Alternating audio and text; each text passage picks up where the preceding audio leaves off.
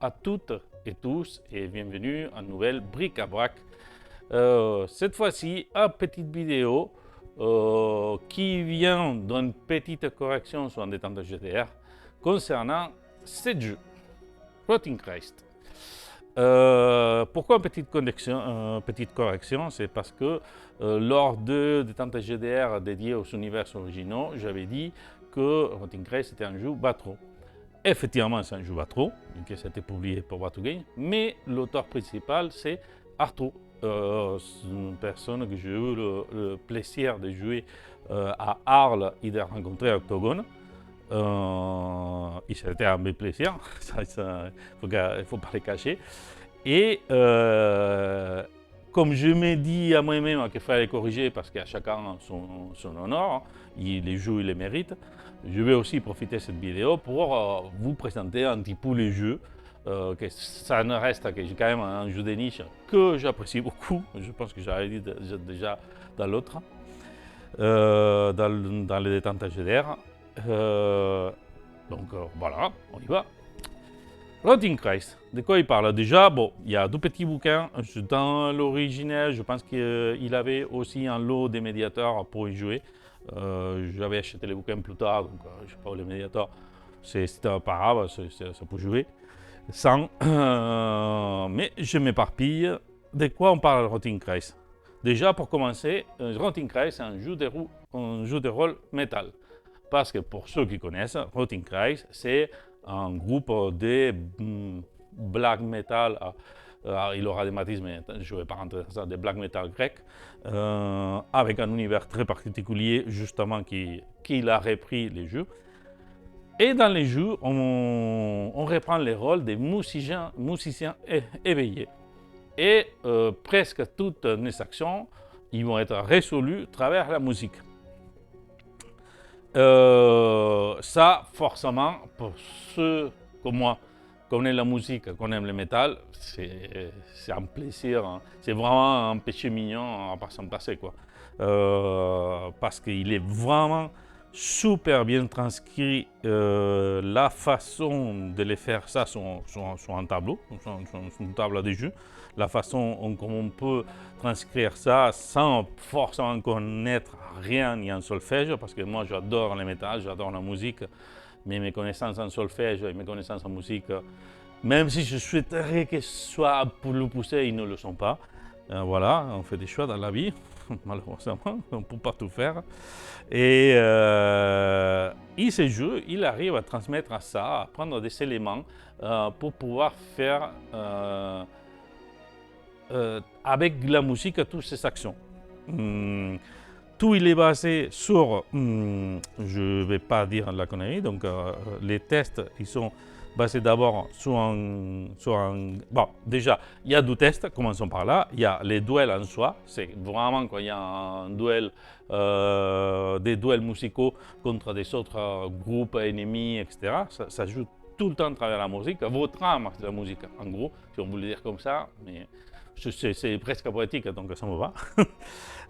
Et après, il y a les actions, c'est des actions courantes que tu utilises certaines de tes caractéristiques qui sont toujours associées à la musique, d'accord, pour les faire.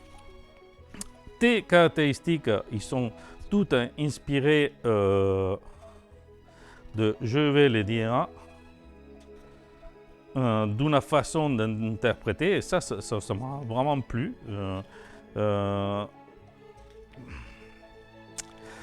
Voilà, des gammes. Les attributs, ici, on appelle des gammes. Il y a air, humain, eau, terre, feu, Satan. Tout ça, c'est en rapport avec les jeux. Et avec tout ça, tu arrives à faire toutes les actions. Ça, en tant qu'action directe, on utilise cette gamme-là. Il y a aussi, on peut avoir des bonus, etc. Après, quand on commence à approfondir, on peut utiliser les vibrations. Et là, c'est déjà une partie importante quand on fait un duel, que forcément les vibrations, c'est un tableau, que s'agit pour thème blasphème, tristesse, puissance, peur, haine. Et après, pour les rythmes, disons comme ça, admo, lente, cadence, rapide, extrême. Ça colle parfaitement à ce que sera les univers métal. Mais pas que, parce que peut-être si on rajoutait juste quelques thèmes, rapidement on pourrait mettre plein des autres styles musicaux. Mais moi ça me va, hein, que ce soit de métal, je ne vais pas me plaindre, admettons. Donc, une fois que, comme je vous ai dit, les actions, il y a les duels musicaux. Les duels musicaux, il y a un côté jeu plateau dedans, parce que vraiment, on met un plateau, qu'il faut jouer nos actions avec nos instruments, et par rapport à ça, on arrive à récupérer la maestria ou pas, c'est-à-dire gagner les duels, y réussir plus ou moins. Ici, on doit avoir des effets spécifiques, il faut après intensifier dans les gammes, en fonction de comment on book, comment on souhaite agir sur, je vais dire, les rivaux, d'accord, l'ennemi, mais ce n'est pas tout à fait ça. Il y a différents types de duels, je ne vais pas tout vous dépouiller. C'est un système forcément, je pense que c'est prévu pour, je risque de dire, une connerie, mais qu'on peut extraire complètement de l'univers propre de Rotenkreis. Parce que, comme je disais ici, ce système de jeu, il est incorporé à l'univers Rotenkreis. C'est personnellement très marrant, moi ça me plaît beaucoup, l'effet comme on joue dans un univers où il y a un Christ zombie pourrissant, que c'est lui le méchant et que Lucifer, c'est lui qui l'amène à les actions, et que nous on est des musiciens éveillés ou des éveillés qu'on va lutter pour que la pourriture ne prenne pas le pouvoir du monde. Il y a en plus avec une sorte de sphère, il y a tous les univers mélangés, ou toutes les époques importantes. Je ne vais pas m'étendre plus sur l'univers, hein, etc. Cela étant dit, c'est un jeu que dans une première approche, il faut vraiment prendre un scénario pour prendre les règles, parce qu'ils sont en toute prudence dans la façon de développer notamment les duels. Pas dans le reste, hein, les actions habituelles, communes, c'est très rapide, je ne sais pas de complications. C'est un pôle de D6 en fonction des stats de ta gamme. C'est sa surprise, il y a une difficulté à des nombres de réussites à réussir, des nombres de réussites à avoir. Donc ça, c'est pas compliqué. Cependant, les duels, ça reste un tableau, ça reste un rythme à prendre, parce que ça va avec les habitudes de chacun, hein. Personnellement, moi j'aime bien les combats, j'aime bien les traiter de façon agile. Je perds très peu de temps sur les précisions, si c'est localisé, pas localisé, c'est à la volée qu'on improvise par rapport aux contextes, etc. Là, on met un plateau. Mais on joue de la musique quand même, donc c'est évident que transférer ça, ça doit être facile. Ça doit être pas facile. Cependant, il est limité dans les temps. Il me parle de chaque duel, il ne doit pas durer plus de 5-10 minutes. Après ces 5-10 minutes, le duel il est fini, celui qui a la maestria a gagné. Au début, la première fois qu'on joue, je ne sais pas si on peut le faire en 5-10 minutes. Je pense qu'il faut faire un des tests et après démarrer.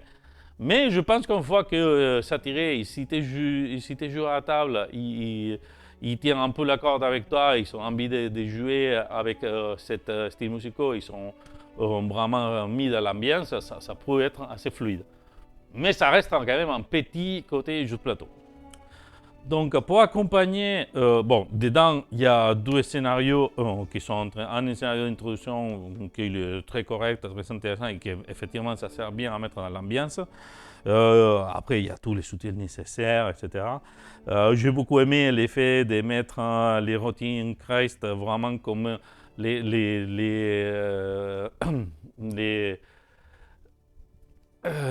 cavalier de l'Apocalypse de Christ, en fait, comme s'il a été corrompu pour cette église pourrissante.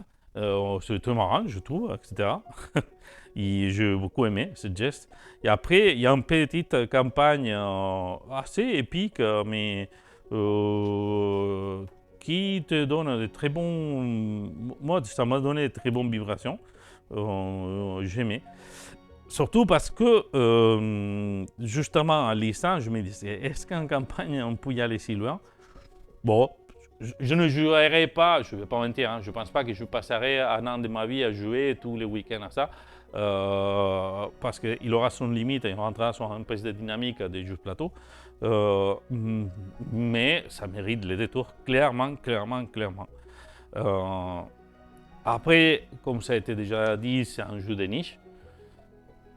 C'est pas mauvais en soi, au contraire, juste que, bon, malheureusement, à niveau des sorties, ben, ça fait qu'un jeu qui va être destiné à des gens qui aiment la musique, spécialement les métal et qui aiment les jeux de rôle, on est des tonnes, je pense, on est beaucoup, mais, mais ça donne cette possibilité, et je trouve enrichissant avoir des jeux qui risquent, qui donnent un tour de plus à la façon de jouer traditionnelle. Quitte à sortir de nos habitudes, hein, parce que finalement, c'est fait d'avoir un petit plateau et placer cette fiche pendant qu'il y a les combats. Il faut sortir des habitudes rôlistiques de chacune, certains qui l'ont, certains qui ne l'ont pas. Et c'est bien, il joue en musique, et y avoir à chaque fois que tu lances un Noël, lancer une chanson que tu sais qu'il va tourner deux fois quand c'est fini, pop, c'est fini. C'est des petits concepts que je trouve très sympas. Si je ne dis pas de conneries, et j'ai bien compris sur le Discord, et de ça qu'on a discuté, Arto est en train de travailler sur un système de jeu que ça serait, j'imagine, je ne l'ai pas lu, hein, j'imagine à peu près basé sur ça, mais transposé sur des autres univers, que c'est un kiff, donc j'espère les jouer un jour, etc. Malheureusement, je suis toujours pris pour des tonnes de parties en jeu, etc. Mais je vais les jouer, ça m'intéresse et je trouve que c'est juste. Donc voilà, c'était un petit vidéo que j'ai profité pour faire mes excuses pour cette petite erreur. C'est rien du tout, mais voilà encore, comme je dis, à chaque auteur son mérite. C'est un jeu qui est quand même original, qu'il a du poids, qu'il nous apporte quelque chose. Qui est quand même, ils ont réussi à avoir les droits des Rotting Case parce que les illustrations, tous, ça vient des albums Rotting Case, ils sont magnifiques déjà. Qu'est-ce que je peux rajouter de plus? Je pense qu'il est toujours accessible quelque part dans les boutiques, donc n'hésitez pas. Voilà, sur ce, je prépare encore une autre petite vidéo et à la prochaine. Ciao!